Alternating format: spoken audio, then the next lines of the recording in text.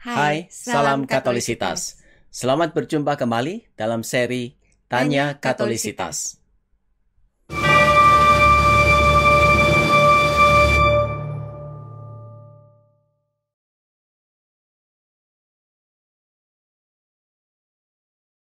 Pertanyaannya adalah demikian. Dituliskan bahwa di dalam Matius 26 ayat 41 dikatakan bahwa roh itu penurut. Sedangkan malaikat adalah roh. Tetapi pertanyaannya, mengapa malaikat juga bisa jatuh di dalam dosa? Dengan demikian kan berarti tidak sesuai antara kenyataan malaikat jatuh di dalam dosa dan juga di dalam Matius 26 ayat 41 yang mengatakan roh itu penurut. Nah, bagaimana menjawabnya, Ingrid? Pertama, kita perlu memperhatikan apa yang diajarkan oleh Gereja Katolik dalam menginterpretasikan kitab suci. Ya. Salah satunya adalah kita memperhatikan konteks dan keterkaitan ayat itu dengan ayat-ayat yang lain di dalam kitab suci. Ya. Jadi kita tidak bisa mengambil satu ayat lalu kemudian mengartikan dari satu ayat itu suatu pengertian kita. Ya. Nah, kita melihat di sini, kita membaca di ayat Matius 26 ayat 41, yaitu di perikop tentang doa Yesus di Taman Getsemani, ya, dan apa yang terjadi di sana, ya.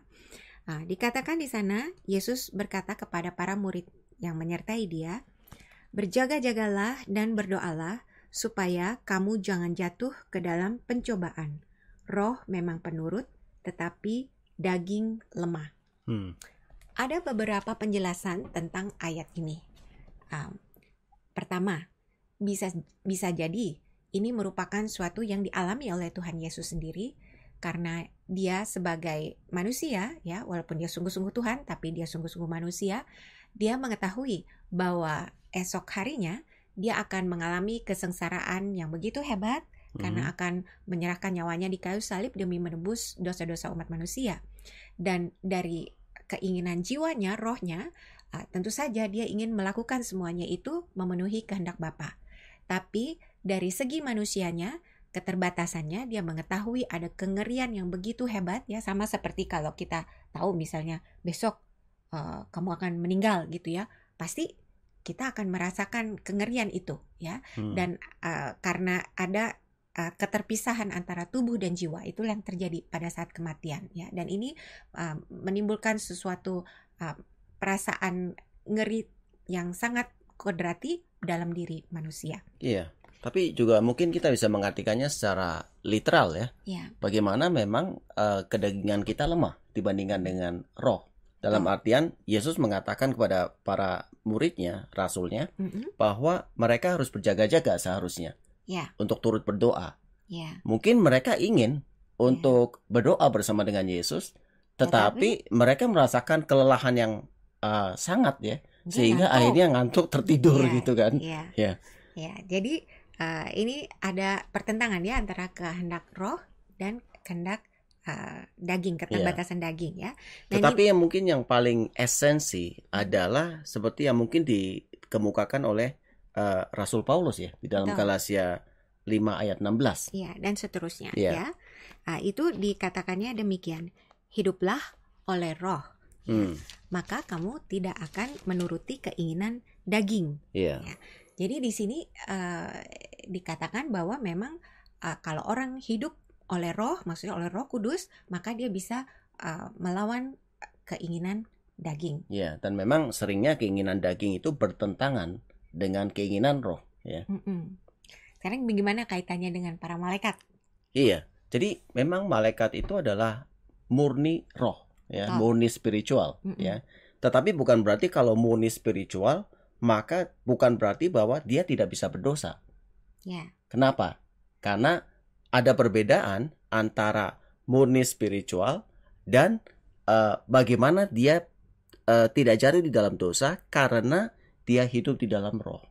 Karena hidup di dalam roh selalu melibatkan keinginan. Ya, kita membaca tadi di ayat yang ke-17 tadi ada keinginan roh dan keinginan daging yang berlawanan. Jadi untuk hidup di dalam roh itu melibatkan kehendak atau keinginan dari makhluk ciptaan yang bersangkutan, entah malaikat, entah manusia, Iya. ya, untuk mengikuti kehendak roh atau kehendak Tuhan. Iya, jadi memang bukan dialami oleh malaikat saja, tetapi semua yang mempunyai keinginan bebas, ini Kehendak bebas. kehendak bebas harus bisa hidup di dalam roh. Nah, hidup di dalam roh ini maksudnya adalah bagaimana kita sebagai ciptaan manusia maupun malaikat itu bisa mengikuti kehendak Allah.